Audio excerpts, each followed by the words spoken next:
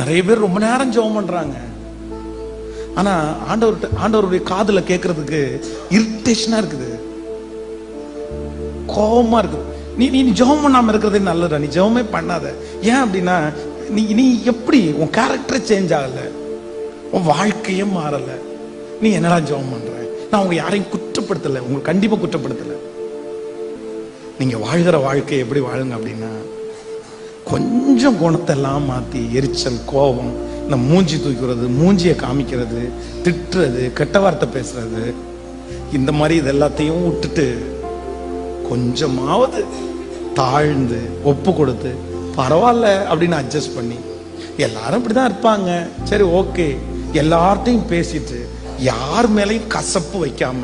கசப்பா இருந்தா ஆண்டவர் சொல்றாரு, உன் காணிக்கை பெட்டியில கூட காணிக்கை நீ போடாதுன்னு தான் சொல்ற.